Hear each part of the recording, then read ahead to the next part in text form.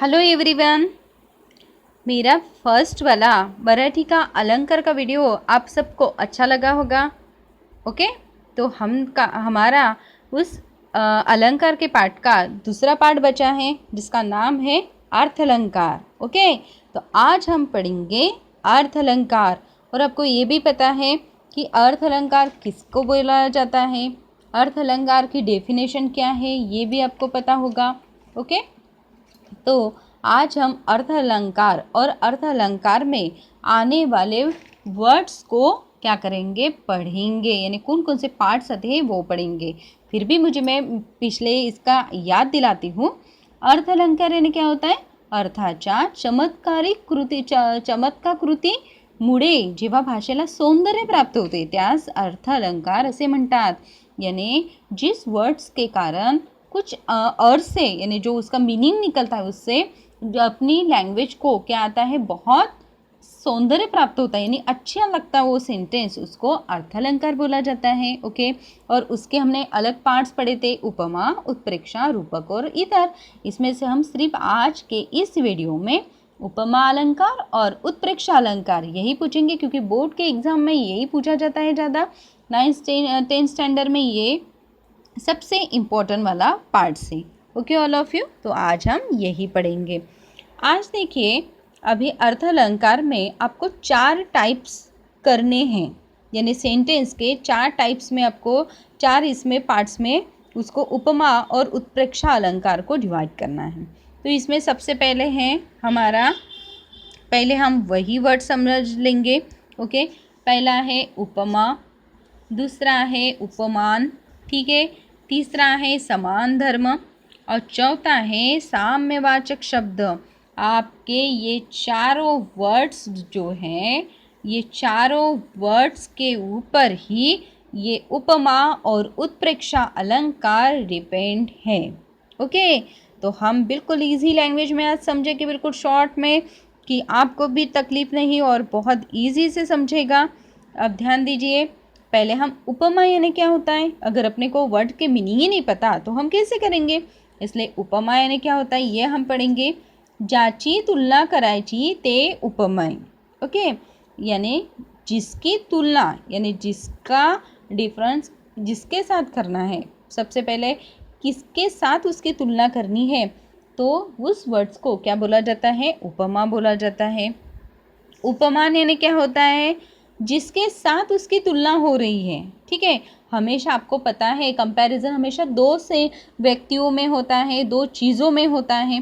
तो पहली चीज़ दूसरी चीज़ से क्या होती है, कंपेयर की जाती है।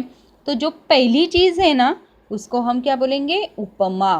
ओके, और वो पहली चीज़ से दूसरी चीज़ में जो हम उसका कंपैरिजन करते ना, उस दूसरी चीज़ को हम बोलेंगे उपमान। ओके बेटा, अभी ध्यान दीजिए, समान धर्म। अभी समान धर्म आपको पता है, दोनों को कंपैरिजन अगर आपको बताना है दोनों को, तो उसमें से कुछ ऐसे वर्ड्स आते हैं जो अपने को दोनों में से सेम क्वालिटीज़ क्या है ये बताते हैं। ओके, ठीक है, तो ये बताने वाले जो वर्ड्स है उसको समान धर्म बोला जाता है।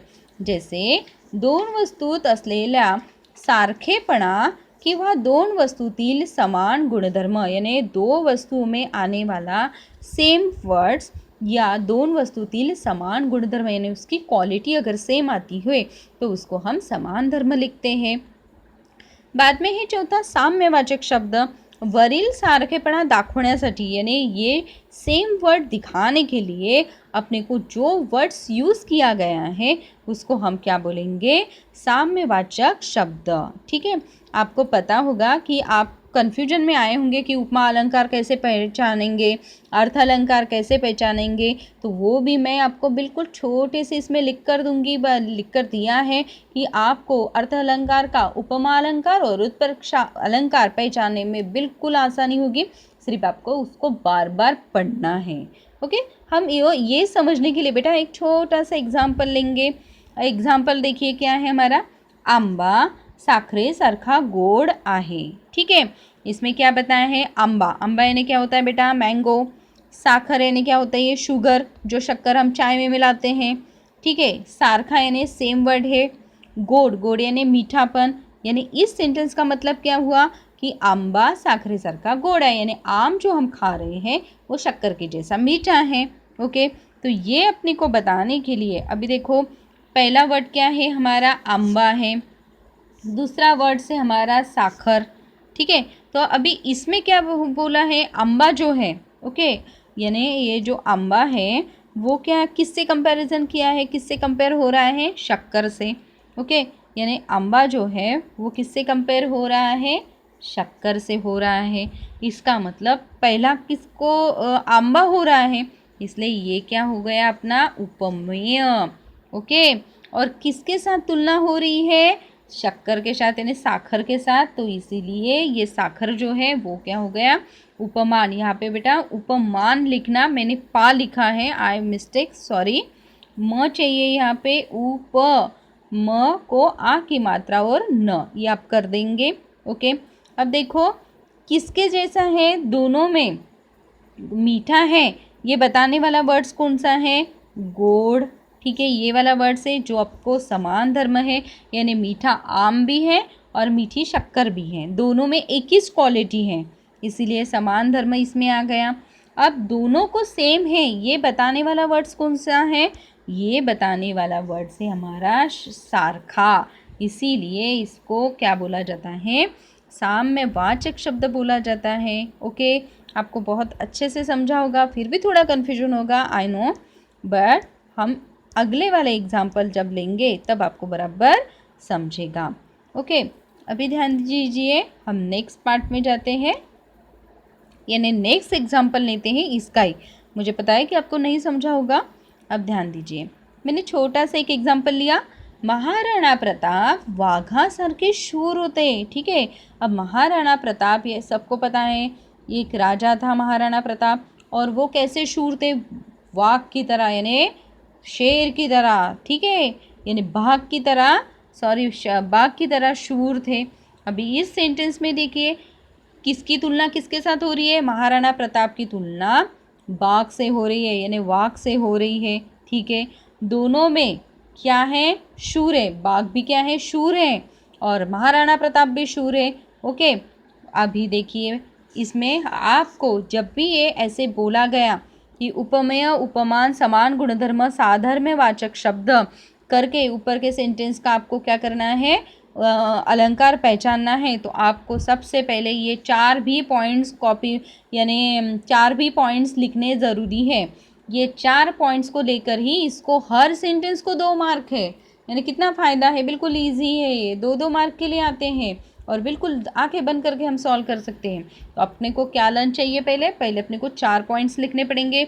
उपमेय उपमा, क्या लिखेंगे हम, पहले उपमेय उपमा, ओके, उपमेय उपमा, बाद में है समान गुणधर्म, और चौथा है साधर्म्यवाचक शब्द।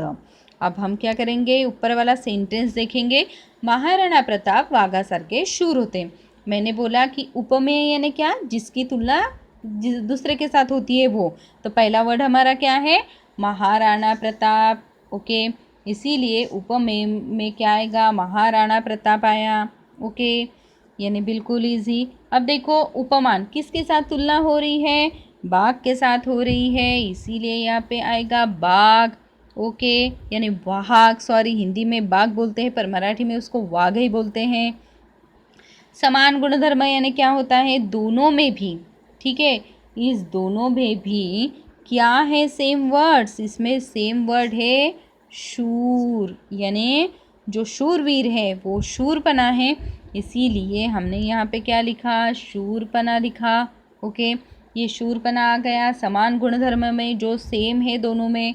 ओके, अब साधर्म्यवाचक शब्द यानी क्या होता है, जिस वर्ड से वो सेम है ये बताया जाता है, तो हम क्या करेंगे, उस वर्ड्स को अंडरलाइन करेंगे, जैसे सारखे, और ये आ गया हमारा सारखे। ठीक है, तो इस प्रकार से इस वर्ड्स को ऐसे लिखना है, तभी आपको 2 मार्क मिलेंगे, समझे। 9th और 10th में ये आता है, तो 2-2 मार्क के लिए आता है। ओके, अभी आपको एक क्वेश्चन गिरा होगा कि कैसे हम पहचानेंगे इस सेंटेंस को, कि ये अगर आपको पहचानने के लिए बोला 1 मार्क के लिए, कि उपमा और उत्प्रेक्षा अलंकार पहचानिए, तो आप कंफ्यूज हो जाओगे क्योंकि सेम सेम ही सेंटेंस आते हैं इसके। और इसीलिए मैंने आपकी मदद करने के लिए बेटा कुछ वर्ड्स दिए हैं यहाँ पे कि जो उपमा अलंकार में आते हैं पहचानने के लिए, और कुछ वर्ड उत्प्रेक्षा अलंकार में आते हैं। अभी देखें, अगर वर्ड्स में, ठीक है, अगर वर्ड्स में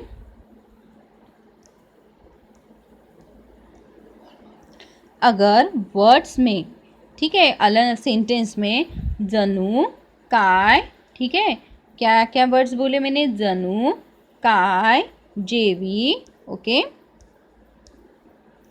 गमे, भासे, ठीक आहे, वाटे, की, जसे तसे हे शब्द येतात म्हणून वरील, सॉरी ये उत्प्रेक्षा अलंकार का मैंने बताया, आई मिस्टेक यू। ये देखिए, इसमें देखिए उपमा अलंकार अगर आपको पहचानना है तो सम, ओके, सम, समान, सारखे, सम, समान, सारखे, वाणी, जैसे तैसे, प्रमाण, सदृश, परी, ओके, यापैकी शब्द येतात त्याला उपमा अलंकार म्हणतात। यानी अगर आपको सेंटेंस में इसमें से जो भी वर्ड्स आए, सम, जैसे तैसे वैसे, सम, तम, सारखे, वाणी, तो आप बिल्कुल आंखें बंद कर कर वो वाला सेंटेंस पहचानने के लिए बोला तो उपमा अलंकार लिख लेना, आपको 1 मार्क्स मिलेगा।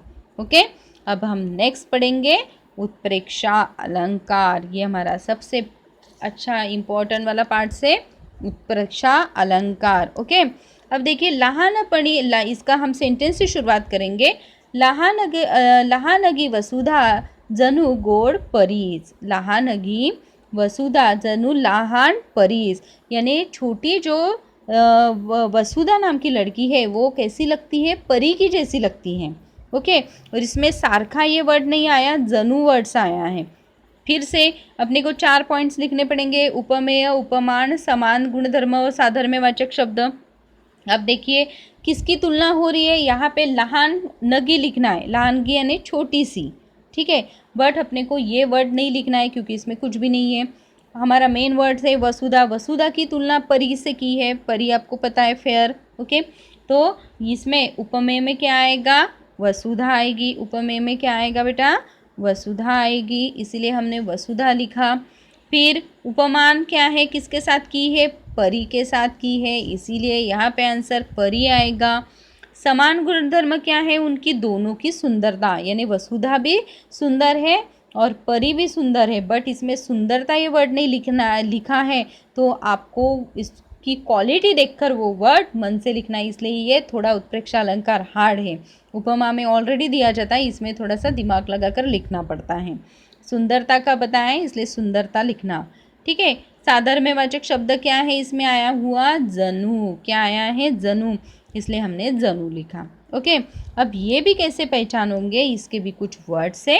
ये अलंकार पहचानने के लिए जनु, काय, जेवी, गमे, भासे, वाटे, की, जसे तसे हे शब्द येतात म्हणून वरील उदाहरणात उत्प्रेक्षा अलंकार आहे। ओके, अभी देखो बेटा, आज हमने जो भी पढ़ा है उसका मेन टॉपिक हमें चारों पॉइंट्स एकदम से लेती हूँ ताकि आपको कोई भी कन्फ्यूजन नहीं हुए। ओके, तो हमने एग्जाम्पल लिए। सबसे पहले देखिए, अब्दुल हा तपोवनातील स्त्रियांना देवदूतासारखा वाटतो, ठीक है। अब इसमें कौन सा अलंकार है ये ओनली फॉर आपको पहचानना है। अभी देखिए, अब्दुल हा तपोवनातील, अब्दुल नाम का जो व्यक्ति है वो तपोवनातील, तपोवन ये एक आश्रम है, और उस वहाँ के रहने वाली जो लेडीज़ है उनको वो देवदूत के समान लगता है, ठीक है। तो यहाँ पे क्या वर्ड्स आया है, मैं कैसे पहचानूंगी, अभी ध्यान दीजिए, अपने आपको इतना पढ़ाया तो इसमें क्या वर्ड्स आया है, सारखा वर्ड्स आया है।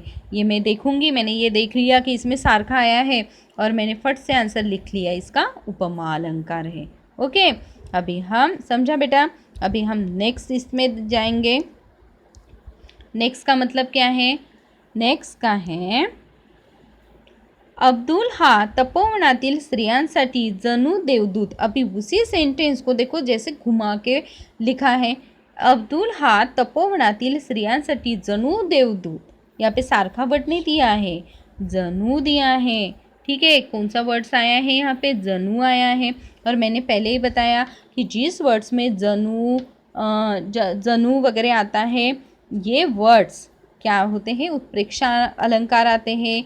गमे भासे ये वर्ड्स आते हैं, उसमें उत्प्रेक्षा अलंकार होता है, इसीलिए ये उत्प्रेक्षा अलंकार है। ओके, अभी देखिए हम थर्ड वाला पढ़ेंगे। पर्वतीच्या पायथ्याशी पर्वताच्या पायथ्याशी पंढरीने पांढरा पक्षी पाहिला। ठीक है, अभी देखो मैंने आपको सबसे पहले अनुप्रास अलंकार पढ़ाया था, ये एग्जाम्पल है हमने अब तक जो पढ़ा ना पहले वाले वीडियो का और अब का, ये चारों पॉइंट से मैं आपको बता रही हूँ। तो मैंने पहले वीडियो में अनुप्रास अलंकार आपको पढ़ाया, तो देखिए इसमें कौन सा वर्ड रिपीट हुआ है, इसमें कौन सा वर्ड रिपीट हुआ है, प रिपीट हुआ है। पर्वतीच्या पायथ्याशी पंढरीने पांढरा पक्षी पाहिला, इसमें देखिए प प प प प प है ना, एक ही वर्ड रिपीट हुआ है, इसीलिए ये क्या हुआ बेटा, अनुप्रास अलंकार हुआ। ओके, अभी ऐसा ही यमक का उदाहरण लेंगे हम। लहानपण देगा देवा मुंगी साखरेचा रवा। अब देखिए बेटा ये राइमिंग्स वर्ड्स में, इसमें क्या है, छोटे इस पे एक ही वर्ड्स आया है। अब इसमें देखिए कि देवा और रवा, ठीक है, देवा और रवा ये दोनों वर्ड्स क्या है, साउंड वर्ड्स है, लास्ट के सेम सेम लगते हैं, इसीलिए ये क्या है, यमक अलंकार है। ओके, यहाँ तक मेरे ख्याल से आपको अलंकार का ये टॉपिक बहुत अच्छे से समझा होगा। अगर कोई डिफ़िकल्टी है तो आप कमेंट्स बॉक्स में लिख सकते हो, और जो बचा हुआ जो है अलंकार जैसे रूपक अलंकार वगैरह वो हम नेक्स्ट वीडियो में लेंगे। Okay all of you, bye and take care.